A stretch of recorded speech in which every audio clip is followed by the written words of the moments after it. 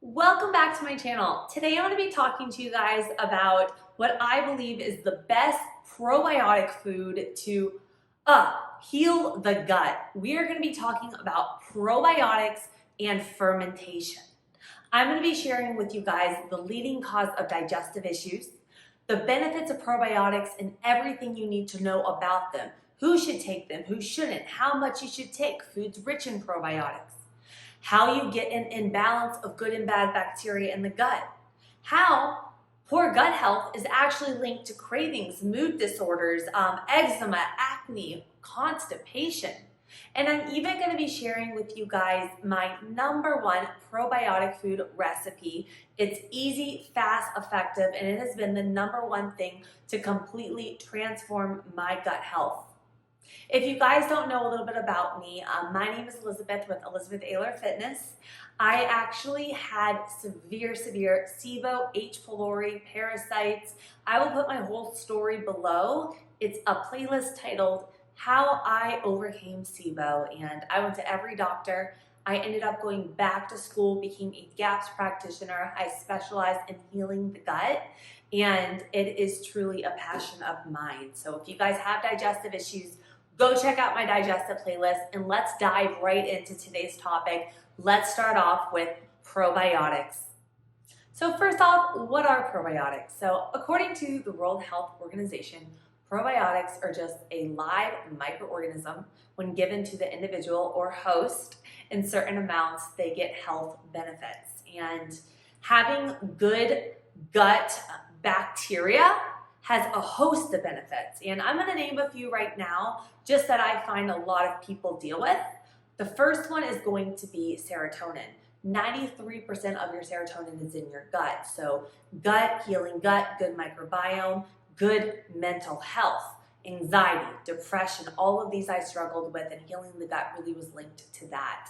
Other things like skin issues, acne, eczema, rosacea, yeast infections, guys, hormone imbalances, cravings, acid reflux. As you guys can see, that when you have an imbalance of good and bad bacteria and you don't have that good ratio, there's other things other than just gas, bloating, and digestion that can be caused. A host of autoimmune, endocrine, inflammatory conditions, mood disorders, all of that is linked to the gut, hence the gut-brain connection. So now that you know what probiotics are and how your gut microbiome could affect other things in your body, not just gas and bloating, it can lead to weight gain, like I said, the inflammatory issues. I want to go through and talk to you guys about what destroys your good bacteria. So how do you know if you have this imbalance of good and bad bacteria in the gut, or even signs of leaky gut? I put up a video last week for you guys titled 5 Signs of a Leaky Gut and 5 Steps to Heal Them. So if you haven't checked it out, go watch that after this video. It will be very helpful. But what destroys good bacteria in the gut? So first off, medications, antibiotics. If you've been on a lot of antibiotics in the past, if you've had, yeast infections or surgery where you've been on periods of antibiotics, those kill both good and bad bacteria. Not replenishing the good back, it can lead to the imbalance of good and bad. Also, poor sleep, stress, all of these reduce the blood flow, hence alter the gut microbiome. Other things that can cause some imbalances in your good and bad bacteria are a highly refined carbohydrate, high sugar diet, as well as processed and refined oils that are going to cause more inflammation in the body. One other thing I do want to mention, when I talk about antibiotics and being on them and how that kills both good and bad, if you're also, consuming meat that has been given a lot of antibiotics, that's why I always say quality matters when choosing your food. Those antibiotics are going to go into your body. So if you're consuming, meat that's been fed antibiotics, those antibiotics go to you, and that's going to throw off, again, your gut microbiome. When I was healing my gut, I actually went back to school and I became a GAPS practitioner. That stands for Gut and Psychology Syndrome. So it's the gut-brain connection. One of my favorite foods that really has made a dramatic impact in my overall gut health, gas, bloating, eczema, rosacea, all of that, has actually been sauerkraut. And to me, this is the best probiotic food to heal your gut, and it is the recipe that I'm going to be taking you guys through in a moment and sharing all the benefits, how to take it, how much, everything. But listen up. So what is sauerkraut? Sauerkraut is basically fermented vegetables, specifically fermented cabbage. Cabbage is really rich in things like L-glutamine. L-glutamine is great for healing the gut lining. But also what happens is when you are fermenting a vegetable, so say you're fermenting the cabbage for the sauerkraut, the carbohydrates are converted into different like lactic acid. It breaks down the anti-nutrients, so your body's able to absorb, assimilate more nutrients from the cabbage. So you take something harder to digest, you break down the anti-nutrients, make it easy for your body to digest. But it also creates probiotics. So it's gonna give you a whole food source that is cheap and effective at replenishing your gut microbiome with probiotics. It tastes amazing. I'm gonna tell you how to eat it. So let's head over to the kitchen. We're gonna do a complete walkthrough of the benefits of sauerkraut, how to make it, and then everything afterwards in terms of storage, who shouldn't have it, because you may not wanna have this when you're new to healing your gut. So stay tuned. So for today's recipe, we are going to be diving. This is going to be super easy. You only need 3 simple ingredients. Ingredient 1, cabbage. Get ahead of it, okay? This is going to have L-glutamine in it. This is going to have tons of micronutrients, and when we ferment it, it's going to give us with good probiotics and prebiotics for our good gut microbiome. 2, salt.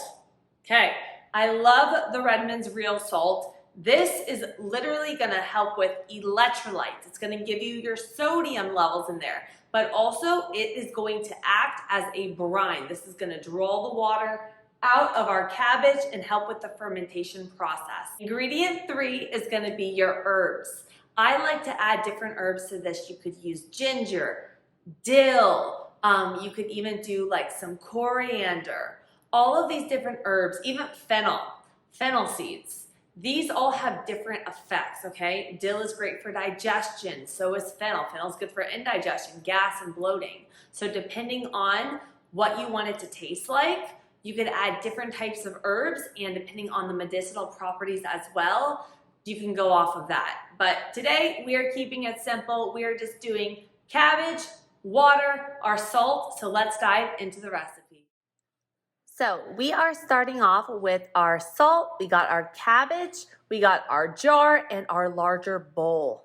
And what you're first gonna do is you are gonna wash your cabbage off, cut it in half, and what I like to do is remove, 1 to 2 good cabbage leaves. We are gonna save this and put this to the side for the end, and I'll explain later. But if you have a food processor, you could food process your cabbage. If not, you could just chop it like me. You want to get it really, really fine. It's easier to do it with the food processor, but honestly, guys, I am old school. So what we're going to do is I'm going to be using a whole head of cabbage. And once you chop all this up, we are going to be mixing it with our salt and then adding it to our mason jar. So now that I have everything chopped up, I am adding it to my large mixing bowl. For every 1 head of cabbage, I like to do around a tablespoon of my salt, and I'm using the Redmond's Real Salt. This one is so high in trace minerals, but the whole reason we are using a salt is we want to break down the cabbage. We want to pull the water out of it. This is going to create the brine. So I have my cabbage in my bowl. I added a tablespoon of my salt, and then what you do is you let it sit for around 10 to 15 minutes to pull that water out, and then you're gonna take like a wooden spoon and start mashing at it, and you're gonna be breaking that cabbage down, and it's gonna create almost like a watery brine solution. I like to grab it with my hands, make sure all the salt is mixed in well, and then push it down more. And again, guys, you should start seeing that almost like a salt water, and it's just cabbage juice and the salt getting pulled all the way out. So I did that for a few minutes, got all of it off the edges, and then what I did, just mixed it together with my hands one more time and got out my mason jar. And then with the mason jar, before you add it in, this is where you would be adding your spices. So say you wanted to make this a dill one. You could add in your dill, mix it all together, and then put it into your mason jar. Or if you want to do more of like a fennel one with some lemon, whatever flavor you want to do, add the herbs in there before you put it into your mason. When I put everything into my mason jar, I really make sure that I am packing it down as I go along and just really making sure to just push everything down and get it nice and tight. So as you guys can see, I packed my cabbage in there, and what you want to do is you want to leave a little bit of space at the top. So if you're using a larger mason jar, around like 1 inch is plenty, just because you are going to be adding liquid to the top of this as the brine. So next step, we save that extra leaf in the beginning. We're going to take the top cabbage leaf and we're going to press it down in here. It's going to act as a weight. And what we're going to do is pack everything down. And then I actually made a brine, because if you guys look closely, there's liquid in here, and that's from the salt pooling off from the cabbage.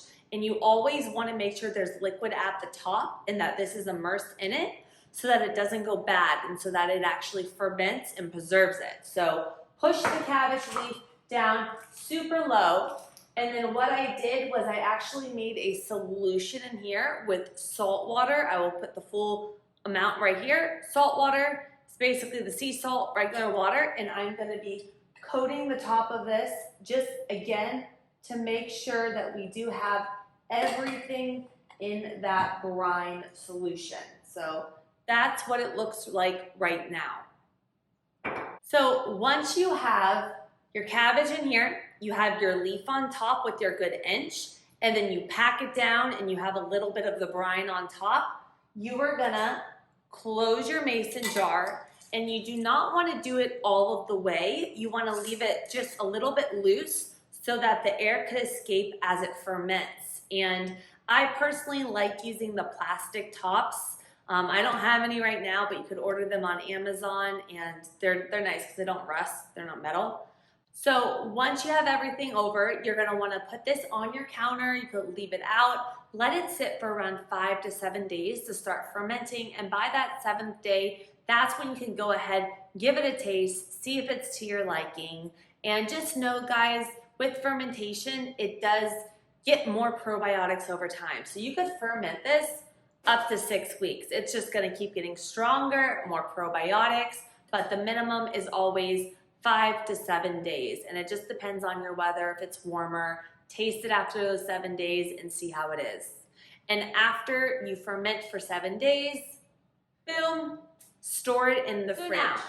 Now that you made the sauerkraut, how much do you eat? All of it. So let's go into that. So first off, if you have SIBO or histamine issues, with fermented foods, what happens, sometimes there is histamines present, or if you have SIBO and you already have the overgrowth of the bad bacteria in the small intestine, by putting more probiotics in, it could actually exacerbate the issue. So if you have a really big balance of the good and bad bacteria, you wanna start with checking out my video on how to heal leaky gut, starting to heal the leaky gut, get the inflammation down before throwing in probiotic, or if you have histamine issues. But other than that, a lot of people are fine with this, and what you can do is you wanna start slow. I start off with just a teaspoon with my dinner. If you don't have a lot of digestive issues, if you feel good and you feel like, bowel regularity is coming, you could bump it up to a tablespoon or 2 every single day. And this is just, again, a cheap, effective way to get your probiotics in, replenish the good bacteria, and help benefit that gut. I really hope you guys enjoyed this video today. I'm trying to share more recipes with you guys as well as still give you tons of information on gut health. If you guys do suffer with digestive issues, go check out again my digestive playlist, my story, how I healed my body on SIBO, and I have a lot more coming at you in terms of hormone health, gut health, wellness training, and nutrition, with an emphasis on recipes. So I want to know if you guys have made a sauerkraut before, and I want to know if you give this one a try and how your stomach feels if you start seeing the benefits in terms of bowel regularity, digestive discomfort going away, skin issues. I want to know below. Make sure you guys subscribe, and I got 3 new videos coming every single week with our live on Monday. I hope you guys have an incredible rest of your day, and I will see you tomorrow for our 5 p.m. live.